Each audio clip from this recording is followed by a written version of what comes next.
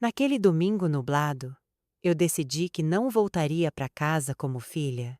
Antes de continuar, já se inscreve no canal e comenta aqui de onde você está assistindo esse vídeo, porque o que vou contar não é fácil de ouvir, nem de esquecer. A decisão não veio de uma hora para outra, foi construída com os silêncios que me deram, com os abraços que me negaram e com os olhos que viravam quando eu chorava baixo demais para incomodar.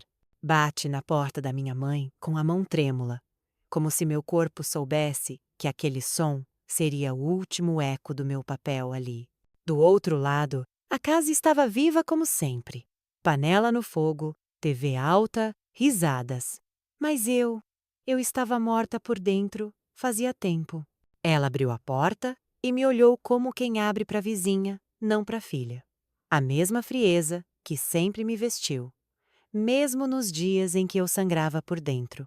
Ela não perguntou por que eu estava ali, apenas saiu da frente, como quem diz, entra logo, mas sem dizer nada. E ali, no corredor estreito onde eu cresci, pisando leve para não atrapalhar, senti o peso de tudo que nunca foi dito. Eu não vim pedir nada, eu vim devolver tudo. E ali, com meu coração apertado e as palavras entaladas, eu soube. Era a última vez. Entrei na sala e vi meu irmão jogado no sofá, como sempre. Desde criança, ele era o centro das atenções, mesmo quando errava feio. Ele me olhou rápido, voltou os olhos para o celular e nem se deu o trabalho de perguntar por que eu estava ali. Era sempre assim. Eu era a sombra a ele, o espetáculo. Sentei na cadeira da cozinha, aquela mesma de quando eu tinha 10 anos, e minha mãe dizia: menina obediente não incomoda. E eu obedeci tanto que esqueci como se fala alto. Ela colocou um copo d'água na minha frente, como quem dá comida a um estranho que chegou sem avisar. O silêncio entre nós era grosso, cheio de coisas que nunca foram ditas e que não precisavam mais ser. Minha voz saiu baixa, mas firme. Hoje eu vim me despedir. Ela riu, como se eu estivesse brincando, mas eu não estava. Não era uma visita, era um adeus. E quando ela percebeu isso, o riso se quebrou no ar como vidro estourando. A tensão virou presença. O que viria depois, ninguém ali estava preparado para ouvir. Despedir de quê? Ela perguntou, fingindo não entender. Mas ela entendia. Sempre entendeu. Só nunca se importou. Eu continuei. Da filha que vocês nunca enxergaram. Daquela que sempre fez tudo certo e mesmo assim nunca foi suficiente. O ar ficou mais frio. Meu irmão levantou do sofá, pela primeira vez com os olhos grudados em mim. Minha mãe cruzou os braços e disse que eu estava exagerando, que sempre fui dramática. Mas eu me recusei a voltar atrás. Pela primeira vez, eu falava por mim, não por eles. E quanto mais eu falava, mais eu via a máscara dela rachar. A mulher que dizia amar os filhos igualmente ali, não conseguia nem lembrar o nome da última vez que me ouviu chorar. Vocês me deixaram sozinha, todas as vezes que eu precisei. Quando eu tive febre, quando eu reprovei, quando eu quase sumi do mundo, ninguém notou. Meu irmão tentou interromper, mas eu levantei a mão, firme, e disse: hoje, vocês vão me ouvir e vão lembrar de cada silêncio que me deram, como se fosse grito. Ela tentou mudar de assunto, falar da vizinha, do preço da carne, como se minhas palavras fossem poeira que dava para varrer para debaixo do tapete. Mas eu continuei. A senhora lembra quando eu passei mal e pedi para ir ao médico e disseram que era frescura? Aquilo doeu mais do que a febre. O olhar dela ficou distante, como quem tenta fugir de uma culpa antiga. Lembra quando ele bateu em mim e vocês disseram que era brincadeira de irmão? Apontei para o sofá. Meu irmão riu, como quem achava graça. Aquilo foi o estopim. Levantei da cadeira com o coração acelerado. Pois bem, hoje eu deixo de ser a filha calada, a irmã boazinha, a que carrega a culpa dos outros como se fosse dela. Minha mãe então levantou a voz. Você acha que é a única que sofreu nessa casa? Mas ali, eu já não precisava mais convencer ninguém. Eu não vim para confronto. Vim para libertação. A casa parecia menor, As paredes pareciam encolher, e eu, por dentro, finalmente começava a crescer. Fui até o quarto antigo, aquele que um dia foi meu refúgio e depois virou depósito. Ainda havia uma caixa com minhas coisas, cartas que nunca foram lidas, desenhos da escola, um caderno com páginas arrancadas. Peguei o que sobrou. Era simbólico. Levar apenas o que ainda me pertencia, mesmo que fosse pouco. Deixei um envelope em cima da cama. Dentro estava minha última tentativa de ser ouvida. Uma carta escrita com calma, sem mágoa, mas com toda a verdade que nunca coube nas conversas da família. Meu nome no fim da folha era como uma assinatura de libertação. Eu já não pertencia mais àquele lugar, nem emocional, nem espiritualmente. Na cozinha, minha mãe estava parada, imóvel, como se soubesse que algo grande estava por acontecer. Ela me olhou com olhos assustados, como quem vê pela primeira vez o fantasma que ela mesma criou. "Você vai mesmo?" perguntou. Eu respirei fundo e respondi: "Já fui, faz tempo. Só vim buscar o que sobrou de mim." Ao sair pela porta, senti o ar mais leve, como se a casa finalmente tivesse soltado meu nome de dentro das paredes. Mas antes de fechar o portão, ouvi minha mãe me chamar. Ela segurava a carta nas mãos, mas não dizia nada. Apenas chorava. Aqueles eram os primeiros olhos marejados por mim em toda a minha vida. Ela veio até o portão, com passos hesitantes. "Eu não sabia que você sentia tudo isso." Eu a encarei firme. Vocês nunca quiseram saber. Pela primeira vez, ela não teve resposta. Era como se todas as palavras dela tivessem sido devolvidas pela própria ausência. E eu já não precisava mais delas.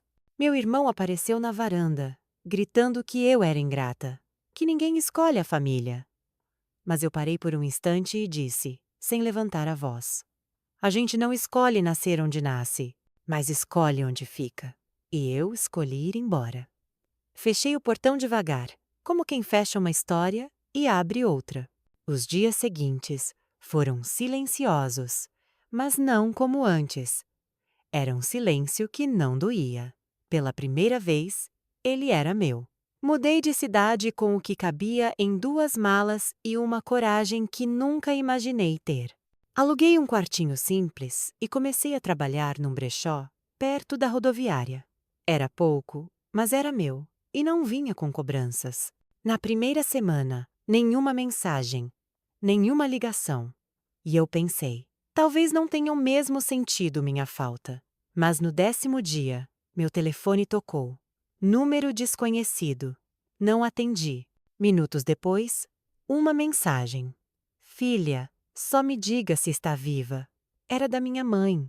Quis responder, mas não respondi. Eu precisava que aquele silêncio fizesse barulho. Na semana seguinte, vieram mais mensagens. Depois, ligações. Depois, pedidos. "Volta para casa. Seu irmão está fora de controle. Tudo ficou estranho sem você." Mas eu já sabia. O que eles sentiam agora não era a saudade de mim. Era a falta da peça que sustentava tudo. E dessa vez, eu não ia voltar para me encaixar num lugar onde nunca coube. Foi numa noite de sexta que o inevitável aconteceu. Um número fixo tocou. Eu atendi sem pensar.